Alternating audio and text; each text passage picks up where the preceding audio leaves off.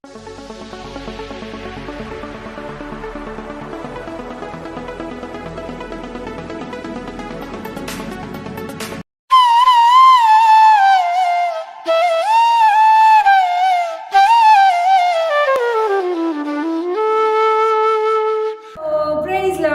இருக்கீங்க? நல்லா இருக்கீங்களா? நம்ம இந்த மாதம் முழுவதும் எந்த தலைப்பின் அடிப்படையில் பார்த்து கொண்டிருக்கிறோம்? எச்சரிக்கையாயிருங்கள். இன்றைக்கு எந்த எச்சரிப்பின் சத்தம் பார்க்கலாமா? எல்லாருக்கும் தெரிந்த ஒரு காரியம்தான் எரேமியா 17ஆம் அதிகாரம் 22ஆம் வசனம். ஓய்வு நாளில் உங்கள் வீடுகளில் இருந்து சுமையை வெளியே கொண்டு போகாதபடிக்கும் ஒரு வேலையையும் செய்யாதபடிக்கும் உங்கள் ஆத்துமாக்களுக்கு எச்சரிக்கையாயிருந்து நான் உங்கள் பிதாக்களுக்கு கட்டளையிட்டபடி ஓய்வு நாளை பரிசுத்தமாக்குங்கள் என்று கர்த்தர் சொல்லுகிறார். ஓய்வு நாளை பரிசுத்தமா ஆசரிக்கணுமா? இதற்கு எச்சரிக்கையா இருக்கு கர்த்தர் சொல்கிறார். ஓய்வு நாள்ல பரிசுத்தமாய் ஆசரிக்கணும்னா எப்படின்னா, ஃபேமிலியோட உட்கார்ந்து கர்த்தரை வர்ஷிப் பண்ணணும், கர்த்தருடைய பிரசனத்துல அமரணும், கர்த்தருடைய பாதத்துல உட்காரணுமா. இதை தான் கர்த்தர் விரும்புகிறார். ஓய்வு நாளை பரிசுத்தமாய் ஆசரிக்கணும். ஓய்வு நாளை கர்த்தருக்காய் நம்ம கொடுக்கணும். நம்ம நிறைய பேர் அந்த நாள்ல தான் நம்ம என்ன பண்ணுவோம், நல்லா தூங்கணும்னு நினைப்போம், சர்ச்சுக்கோ எதுக்கோ எங்கேயும் போகக்கூடாதுன்னு நினைப்போம். அந்த நாள்ல தான் அந்த 6 நாள் செய்யாத வேலைகள்லாம் 7ஆவது நாள் செய்யணும்னு நினைப்போம். இன்னைக்கு கர்த்தர் சொல்றாரு, ஓய்வு நாள் அவருடைய நாள், அவருடைய நாள் அவருக்கு கொடுக்கலன்னா ஜாக்கிரதைன்னு சொல்றாரு. எங்க கர்த்தர் கோவப்பட்டனா நம்மளுடைய நிலைமை என்ன ஆகும் யோசித்து பாருங்களேன். ஓய்வு நாளை பரிசுத்தமாய் ஆசரிப்பாயாக. கர்த்தருடைய நாளை கர்த்தருக்காய் நம்ம கொடுப்போம்.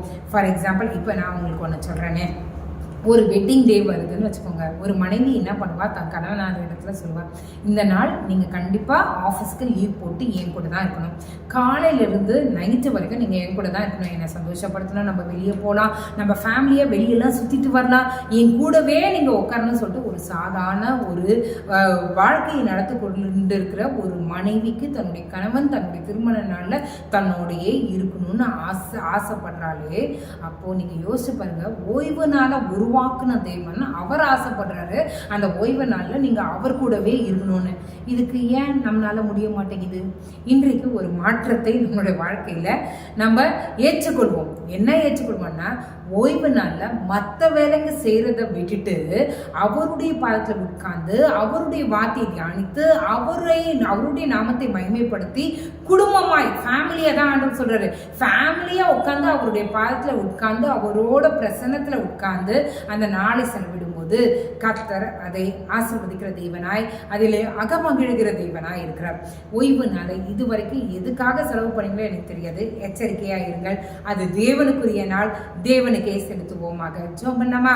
எங்களை நேசிக்கிற நல்ல பரமபிதாவே, ஓய்வு நாள் ஆண்டவரே எங்களுக்கான நாளாய், அன்னைக்கு தான் ஆண்டவரே நாங்கள் ஃபங்க்ஷனை வைக்கிறோம், அன்னைக்கு தான் ஆண்டவரே நாங்கள் மற்ற காரியங்களுக்கு இடம் கொடுத்துடுறோம். ஆண்டவரே இவ்வளோ நாள் ஆண்டவரே குடும்பத்தோடு உங்களுடைய பாதத்தில் உட்காரணுன்ற வெளிச்சம் நாங்கள் அறிந்தும் அறியாமல் இருந்தவர்களை போல இருந்துட்டோம். இன்றைக்கானது ஒரு மாற்றத்தை கட்டளையிடுங்க. இன்றையிலிருந்து ஓய்வு நாள குடும்பமாய் ஆசரிக்க, குடும்பமாய் உம்முடைய பிரச்சனத்துல அமர, உன் குடும்பமாய் உன்னுடைய நாமத்தை மகிமைப்படுத்த, குடும்பமாய் நீ செய்த நன்மைகளை தியானித்து உமக்கு நன்றி சொல்ல நீர் எங்களுக்கு உதவி செய்யுங்க. ஆண்டவரே பரிசுத்தமாய் ஆசரிக்க உதவி செய்யுங்க. ஆண்டவரே இந்த நாள்ல யார் யார் பலவீனமா இருக்காங்களோ அவங்களுக்கு பலத்தை தாங்க, யார் யார் குழப்பமா இருக்காங்களோ அவங்களுடைய குழப்பங்களுக்கான பதிலை நீங்க கட்டளையிடுங்க. யார் யார் ஆண்டவரே யாருமே இல்லை தனிமையா இருக்காங்களோ நீரே அவர்களோடு இருந்து உச்ச துணையா நீர் இருக்கிறீர் என்பதை நிரூபித்து காட்டுங்க. யார் யார் ஆண்டவரை படுத்த படைக்கல உதவி செய்வாராச்சு அழுது கொண்டிருக்காங்களோ என் தேவ தூதர்களை அனுப்பி அவர்களை பலப்படுத்தி அவர்களை நிமிர்ந்து நிற்க செய்யுங்க. ஆண்டவரே நீரே காத்துக்கொள்ளுங்க. மனமடிவு யாரிடத்தில் இருக்கிறதோ அந்த மனமடிவு நீங்கி சந்தோஷத்தையும் சமாதானத்தையும் கட்டளையிடுவீராக. நீரே காத்துக்கொள்ளும் வழி நடத்தும். இயேசுவின் மூலம் ஜெபம் கேளும் நல்ல பரமபிதாவே. ஆமென், ஆமென், ஆமென். God bless you.